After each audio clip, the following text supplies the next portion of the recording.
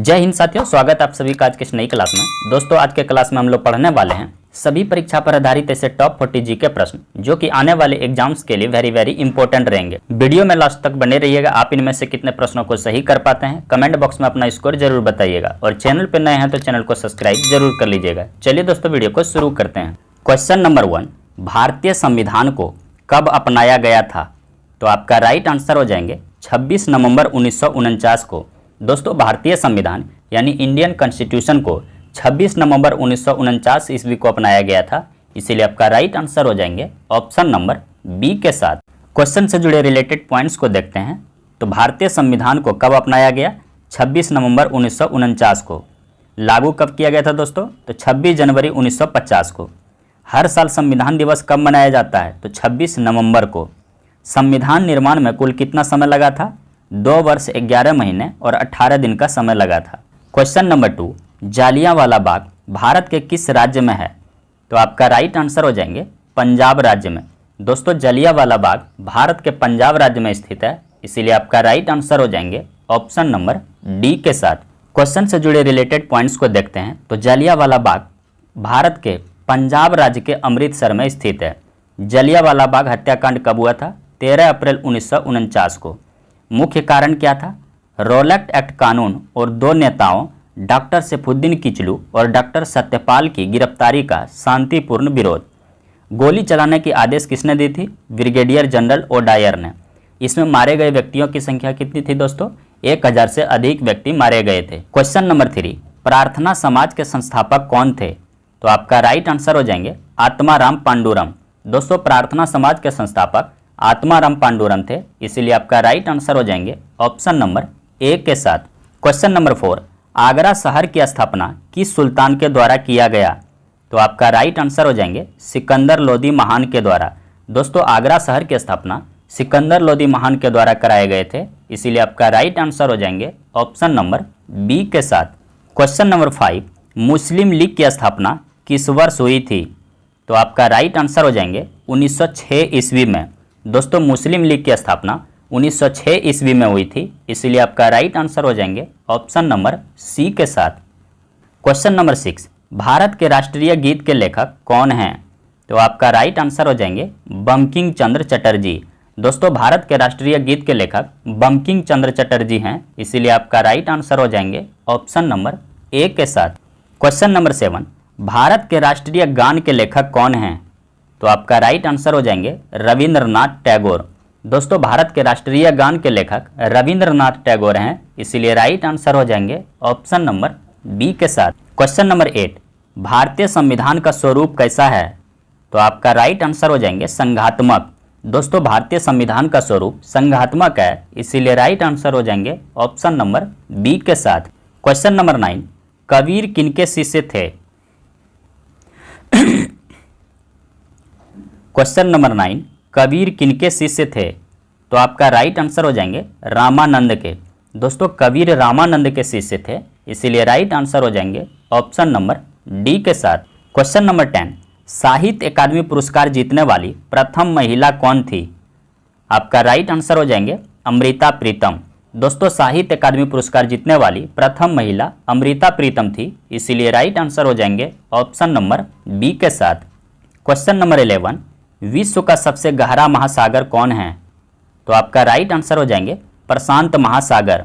दोस्तों, विश्व का सबसे गहरा महासागर प्रशांत महासागर यानी पैसिफिक ओशियन है, इसीलिए राइट आंसर हो जाएंगे ऑप्शन नंबर सी के साथ। क्वेश्चन नंबर 12, भारत का प्रथम वायसराय कौन था? तो राइट आंसर हो जाएंगे लॉर्ड कैनिंग। दोस्तों, भारत के प्रथम वायसराय लॉर्ड कैनिंग थे, इसीलिए राइट आंसर हो जाएंगे ऑप्शन नंबर ए के साथ। क्वेश्चन नंबर 13, योग दर्शन के संस्थापक कौन थे? तो आपका राइट आंसर हो जाएंगे पतंजलि। दोस्तों, योग दर्शन के संस्थापक पतंजलि हैं, इसीलिए राइट आंसर हो जाएंगे ऑप्शन नंबर डी के साथ। क्वेश्चन नंबर 14, द्वितीय बौद्ध संगीति कहाँ पर हुई थी? तो आपका राइट आंसर हो जाएंगे वैशाली में। कहाँ पे हुआ था दोस्तों? वैशाली में हुआ था। क्वेश्चन नंबर 15, पृथ्वी अपनी धुरी पर किस दिशा में घूमती है? तो आपका राइट आंसर हो जाएंगे पश्चिम से पूर्व की ओर। दोस्तों, पृथ्वी अपनी धुरी पर पश्चिम से पूर्व की ओर घूमती है, इसीलिए राइट आंसर हो जाएंगे ऑप्शन नंबर ए के साथ। क्वेश्चन नंबर 16, सबसे कम जनसंख्या वाला राज्य कौन सा है? तो आपका राइट आंसर हो जाएंगे सिक्किम। दोस्तों सबसे कम जनसंख्या वाला राज्य सिक्किम राज्य है, इसीलिए राइट आंसर हो जाएंगे ऑप्शन नंबर बी के साथ। क्वेश्चन नंबर 17, नेफ्रोलॉजी में किसका अध्ययन किया जाता है?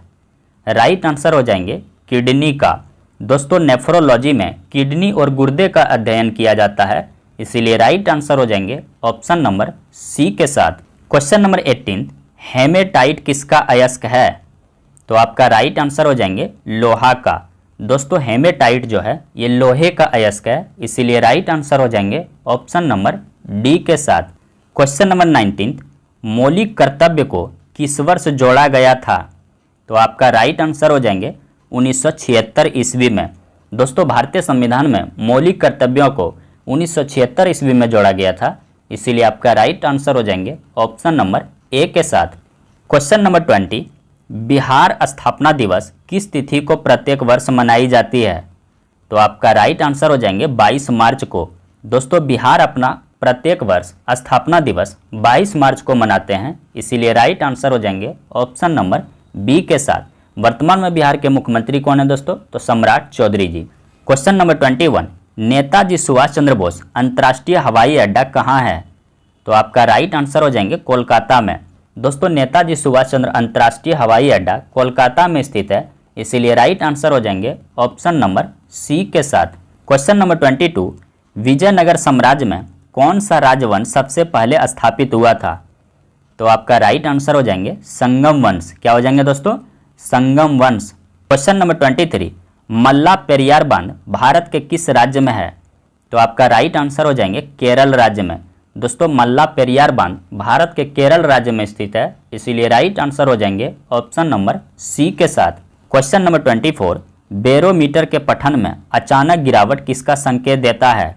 तो आपका राइट आंसर हो जाएंगे आंधी तूफान का।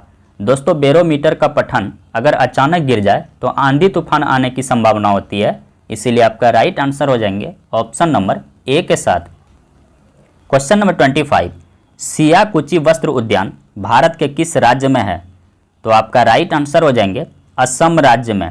दोस्तों सियाकुची वस्त्र उद्यान भारत के असम राज्य में स्थित है, इसीलिए राइट आंसर हो जाएंगे ऑप्शन नंबर बी के साथ। क्वेश्चन नंबर 26, नाइट्रोजन को नाइट्रोजन यौगिक में कौन परिवर्तित करता है? तो आपका राइट आंसर हो जाएंगे बैक्टीरिया।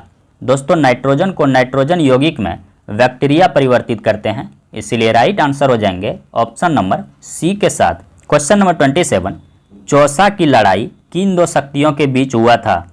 तो आपका राइट आंसर हो जाएंगे शेरशाह और हुमायूं के बीच। दोस्तों चौसा की लड़ाई शेरशाह और हुमायूं के बीच लड़ी गई थी, इसीलिए आपका राइट आंसर हो जाएंगे ऑप्शन नंबर बी के साथ। क्वेश्चन नंबर 28, एम्पियर किसकी मात्रक है? तो राइट आंसर हो जाएंगे विद्युत धारा की। दोस्तों एम्पियर जो है ये विद्युत धारा का एसआई मात्रक है, इसीलिए राइट आंसर हो जाएंगे ऑप्शन नंबर ए के साथ। क्वेश्चन नंबर 29, घाना पक्षी अभ्यारण्य भारत के किस राज्य में है? तो आपका राइट आंसर हो जाएंगे राजस्थान राज्य में।